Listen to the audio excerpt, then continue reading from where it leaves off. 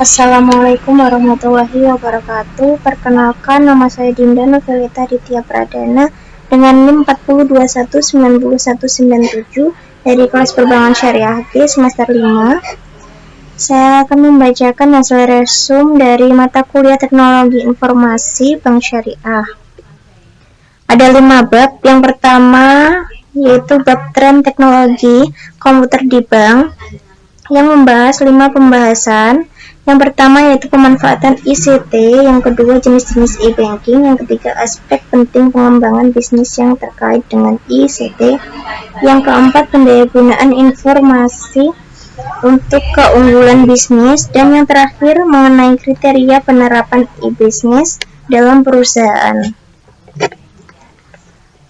Pemanfaatan ICT, perkembangan information and communication technology yang sangat pesat telah mengubah berbagai pola kehidupan dalam segala bidang termasuk dalam industri perbankan.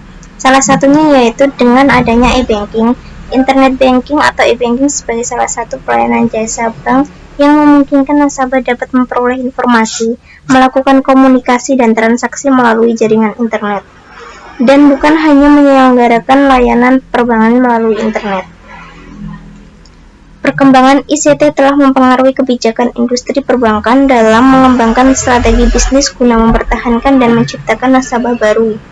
Dengan kebijakan pengembangan e-banking yang berbasis teknologi informasi dan komunikasi, diharapkan akan dapat memiliki keunggulan kompetitif yang berbeda dengan lainnya sehingga akan dapat bertahan dan bahkan menang dalam persaingan yang semakin ketat.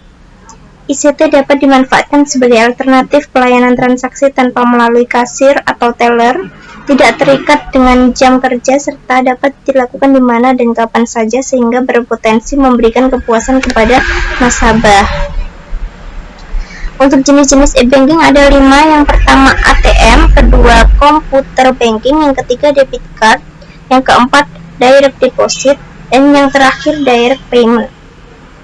Untuk aspek penting pengembangan bisnis yang terkait dengan ICT, salah satu upaya menciptakan keunggulan bersaing dalam situasi pasar bisnis yang sangat dinamis seperti sekarang ini adalah melakukan pendayagunaan teknologi informasi. Pendayagunaan teknologi informasi memegang peranan yang sangat penting dalam menjalin kelancaran dan optimasi layanan ke pelanggan serta meningkatkan kinerja suatu perusahaan. Ada sejumlah faktor penting yang mempengaruhi pentingnya peranan pendayagunaan teknologi informasi dalam suatu perusahaan, seperti meningkatnya popularitas web, pertumbuhan komputasi pervasif, serta hadirnya model bisnis baru. Akibatnya, kini perusahaan mempunyai kesempatan lebih luas di sisi penawaran dan layanan bagi pelanggannya.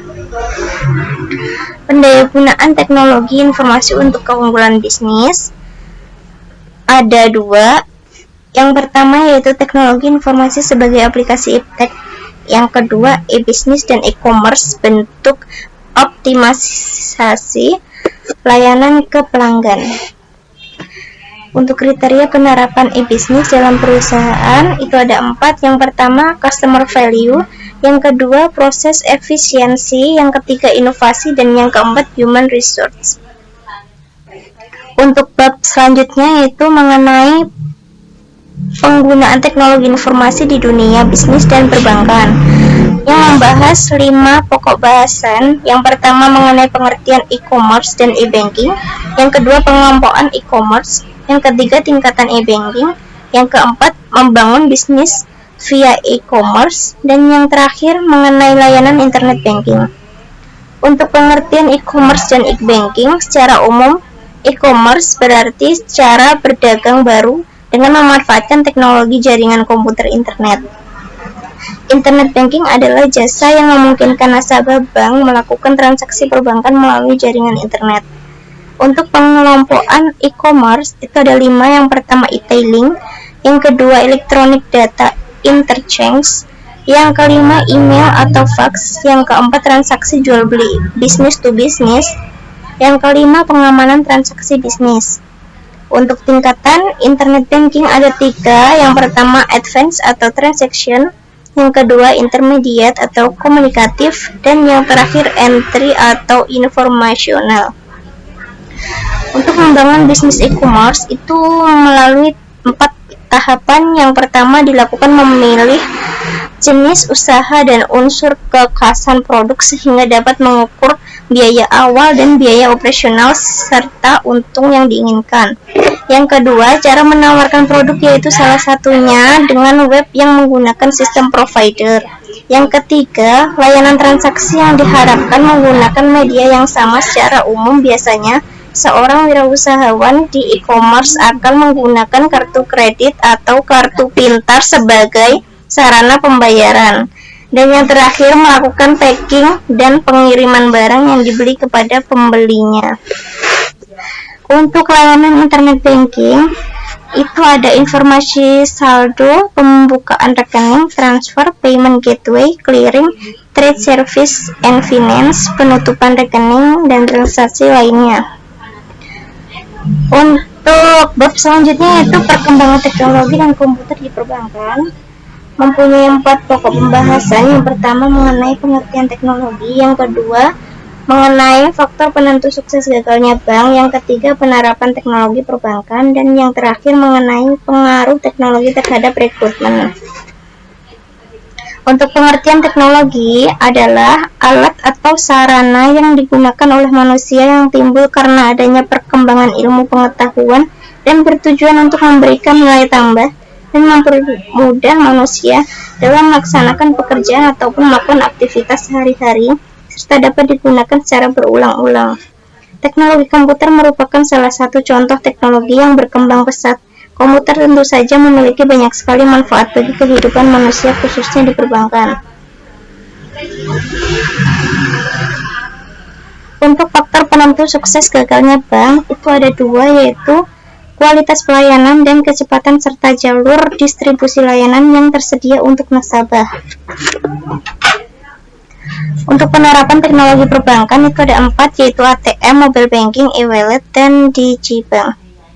Pengaruh teknologi terhadap rekrutmen, adanya ATM dan CDM yang menggantikan kerja teller bahkan jauh lebih efektif dan efisien jika dibandingkan dengan menggunakan jasa teller. Sudah bisa dipastikan untuk beberapa tahun ke depan dunia perbankan tidak lagi melakukan rekrutmen dengan posisi sebagai teller. Artinya teknologi berpengaruh terhadap rekrutmen karyawan untuk posisi teller. Untuk bab selanjutnya yaitu membahas tentang sistem clearing nasional Bank Indonesia. Mempunyai 4 pokok pembahasan. Yang pertama instrumen sistem pembayaran, yang di dalamnya yaitu ada secara tunai atau rupiah, dan yang kedua non tunai atau dengan menggunakan cek, giro, nota, ATM atau kartu kredit. Untuk pokok pembahasan yang kedua yaitu sistem pembayaran retail atau nilai kecil versus sistem pembayaran nilai besar, yaitu jenis pembayaran di Indonesia dapat diklasifikasikan menjadi sistem pembayaran retail nilai kecil atau sistem pembayaran nilai besar. Selanjutnya yaitu sistem clearing dan perkembangannya. Itu ada 4. Yang pertama sistem clearing manual, yang kedua sistem clearing semi otomasi, yang ketiga sistem clearing otomasi, dan yang terakhir sistem clearing elektronik.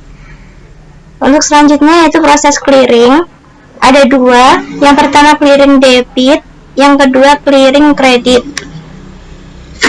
Untuk bab selanjutnya mengenai sistem informasi perbankan syariah, itu membahas tentang 3 pokok bahasan. Yang pertama tentang 5 prinsip operasional bank syariah. Yang pertama prinsip simpanan murni, yang kedua bagi hasil, yang ketiga prinsip jual beli, yang keempat prinsip sewa, dan yang kelima prinsip jasa.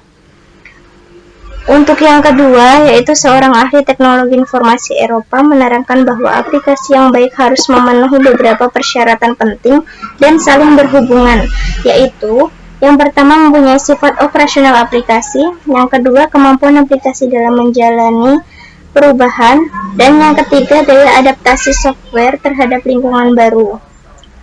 Untuk pembahasan yang terakhir mengenai manfaat sistem informasi sebagai berikut. Yang pertama yaitu manfaat berwujud atau tangible benefit, dan yang kedua adalah manfaat tak berwujud atau intangible benefit. Mungkin